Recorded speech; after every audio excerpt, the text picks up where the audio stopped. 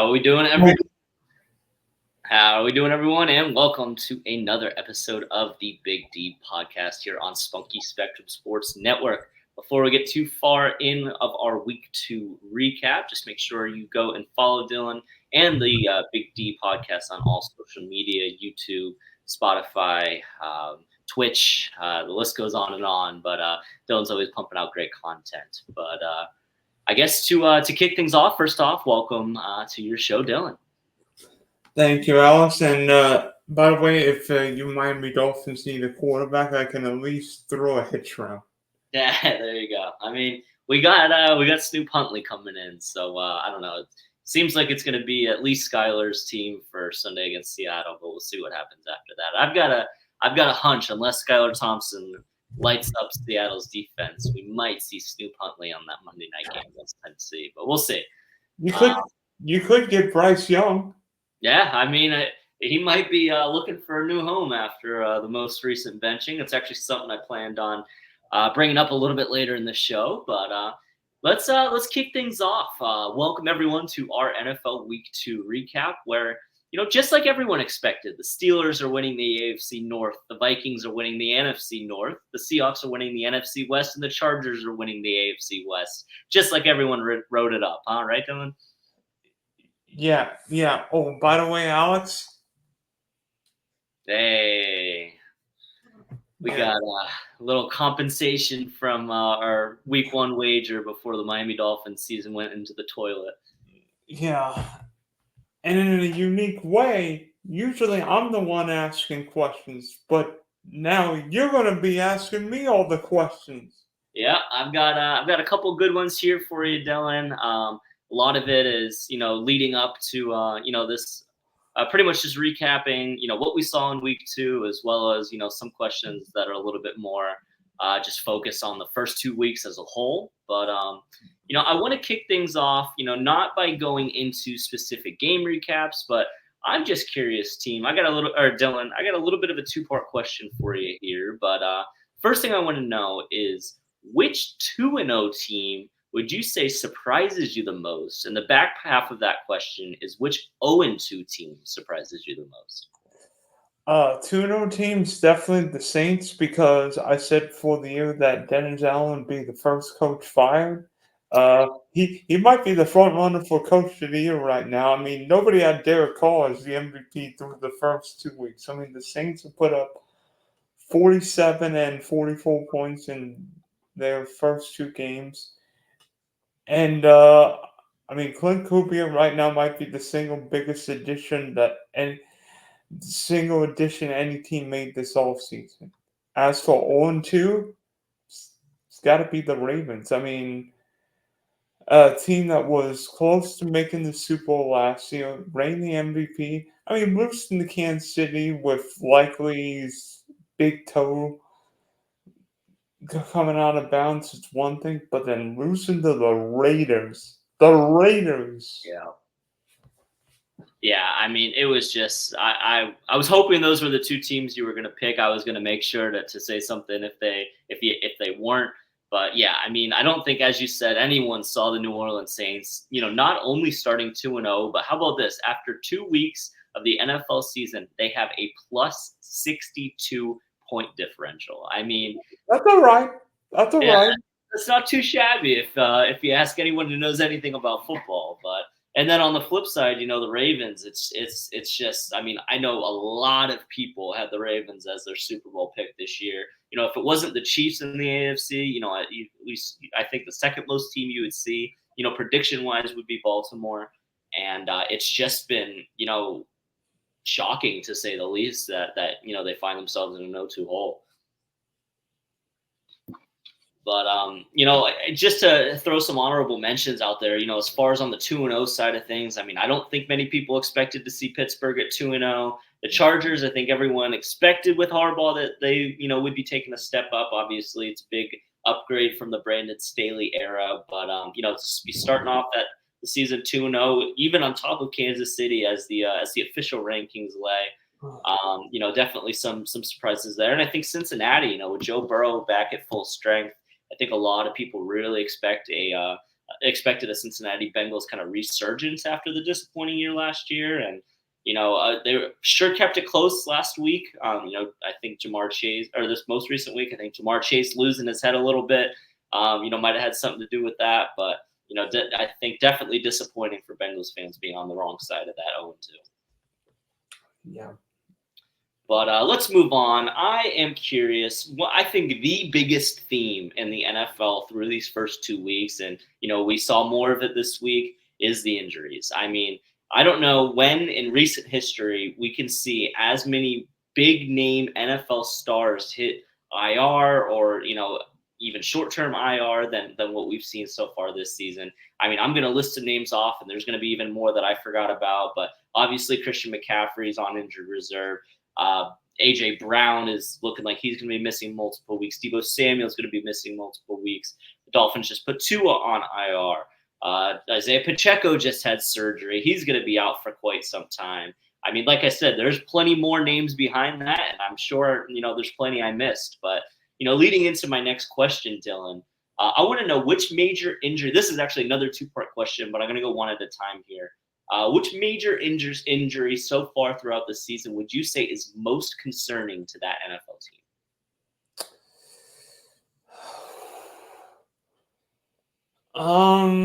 Probably the Rams losing Puka and Cooper Kupp, because Puka and Cooper Kupp all the Rams offense. Yeah. I mean, it's hard to. I mean, we saw what the Chargers did last season without a receiver. Well, actually, I flipped that. They don't have a receiving core this year, and it's actually working out. Gordon Johnson did all right against Carolina. He sure did, but either way, it's tough to win in the football league, in the National Football League, without some of those star-studded players, especially at the receiver position, helping out your quarterback. And it's Kieran Williams is a nice little back there for LA, but he's not going to be able to carry that entire offense. And I definitely agree with you that losing Puka and Cooper Kupp is definitely going to be a big blow. And then the second half of that question, Dylan, is the flip side of it. I'm curious, which major injury or which major player that got injured on that team do you think that team will be able to best overcome that injury? So pretty much the flip side. Which team who had a star get injured do you think is going to be able to stay afloat and really bounce back the best? Probably, well, in that case, probably the San Francisco 49ers, because seemingly San Francisco is like an all-star team. I mean, Christian McCaffrey should be back for the second half. Deebo should be back in a few weeks. And they still have Brandon Ayuk, George Kittle. Oh, yeah, and Jordan Mason. I mean, did we all forget that Mike Shanahan was the king of 1,000-yard rushers in Denver? Well, Kyle Shanahan could do the same thing with Jordan Mason. Yeah. I mean, we've already seen it through, just the first 2 weeks of the season. I mean, it's hard to say that Christian McCaffrey is replaceable, but with that offense and that scheme, you can plug in a running back who at least has, some wheels and has, at least NFL level ability, and they can still perform in that offense behind that offensive line and behind that game planning. So, I definitely like your take there. It is going to be tough, especially with Deebo out, on top of Christian McCaffrey, but they definitely have some weapons, to replace them. But, let's move ahead into my next question. This is going to be a little bit more of a recap from last night with a follow-up question. But the Atlanta Falcons, how about taking on the Philadelphia Eagles and squeaking out a 22-21 victory? Obviously Saquon dropping that pass on third down late in the game really could have put a seal on that, and it gave Kirk Cousins, the opportunity to really show the best Kirk Cousins as far as the Atlanta Falcons we've seen so far. But on the flip side of that, I definitely think the Philadelphia Eagles blew that game. And I want to know, Dylan, if you are running the Philadelphia Eagles organization, how long of a leash would you give Nick Sirianni? I think it depends on what happens. The Eagles lose wild card weekend, probably gone. So you think if they make the playoffs but lose, wild card weekend, that's not enough to keep his job? I think that's a pretty good assumption. I think I'm right there along with you. And then let's see, we're going to do a little bit of rapid fire here. We kind of talked about it very briefly at the top of the show, but as everyone I'm sure knows by now, the Carolina Panthers announced that they are benching Bryce Young. Red Rocket Andy Dalton will be starting ahead of him in week 3. And this is very simple, Dylan. Bryce Young this weekend went 18 to 26, 84 passing yards and an interception. What's next for Bryce Young?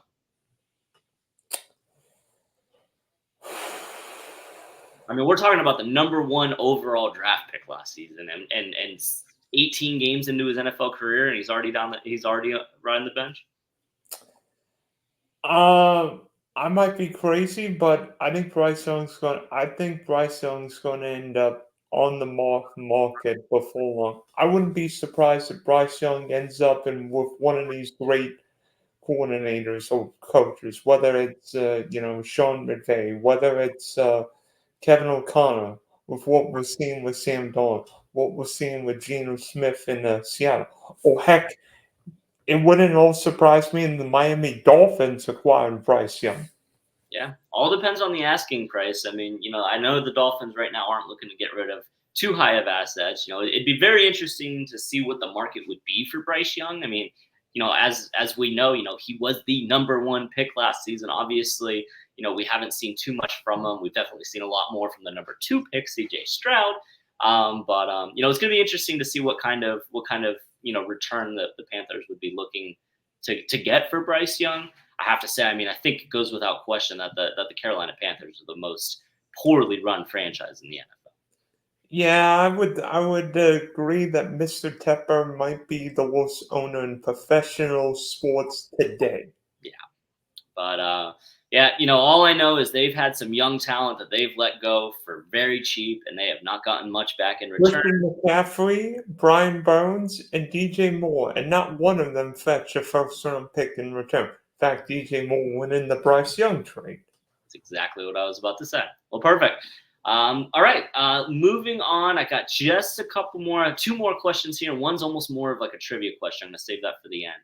But next one here, we're going to kind of bump over to the fantasy football side of things. With these injuries this year, so far this season, I think week 2 waiver wire in fantasy football has got to be one of the most interesting waiver wires, with players who are going to be stepping up as, kind of emergency options, who are going to be taking a lot more volume and a lot more field time, a lot more, play percentages. I'm curious, Dylan, maybe I was going to ask for your top 1, maybe top 2 or 3 best fantasy football waiver wire pickups for week 3.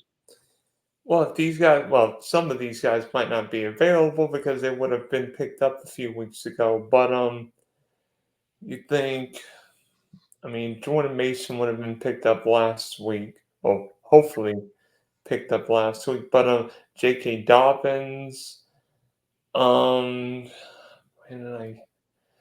I think will be a popular option. One guy you mentioned earlier in the podcast, I think, probably wasn't on a lot of rosters. I think people might be looking to grab him. Derek Hall? I was going to say Quentin Johnston. I think a lot of people are going to be reaching to try and grab him for their. I mean, at this point, it looks like he could be the wide receiver 1 in a Justin Herbert offense. Well, that's not saying much because I think Herbert's thrown 20-something times his first couple of weeks. Yeah. I mean, it's a good point. They're definitely and then if you want a couple more guys, Hunter Henry coming off a big game. I like that.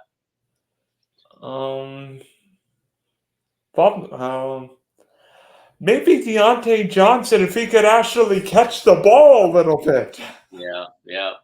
I like that.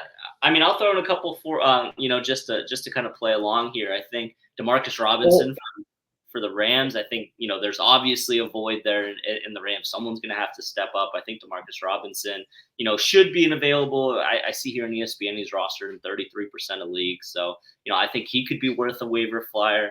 And another guy who's going to be stepping up in a decimated receiver room is Juwan Jennings. I mean, we've seen in the past that Brock Purdy likes to throw to Juwan Jennings. He's only rostered in 1.5% of ESPN fantasy leagues. And, he just put in a 17-point.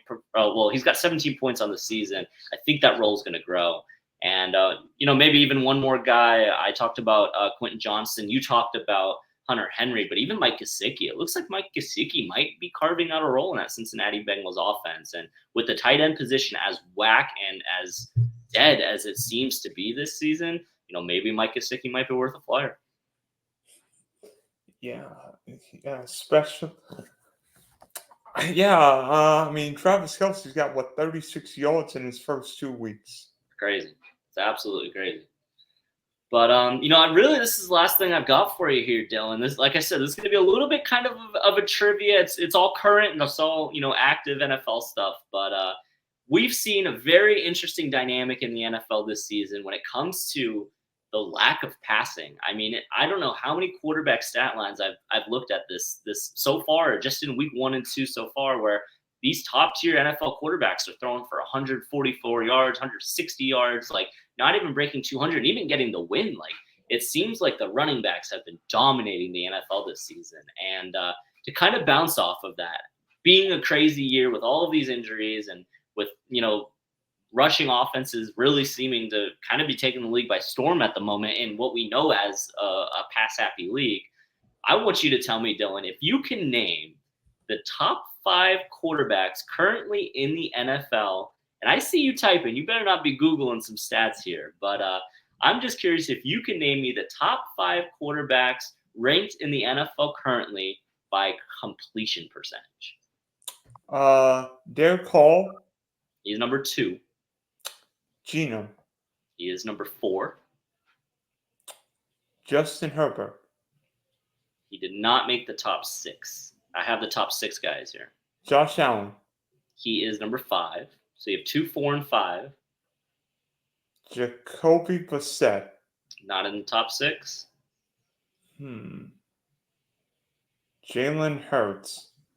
Not in the top 6. I asked this question for a very specific reason, and I will tell you one thing: Josh Allen is by far the best quarterback on this list. Oh gosh. Gardner Minshew. Number 1 in the NFL in completion percentage at the moment. So you have Minshew at 1, Carr at 2, Geno at 4, Josh Allen at 5. You're missing the 3 spot. Where does he reside? I mean, what division? It's in the NFC. He's a young quarterback. Kyler? Nope. Younger than that.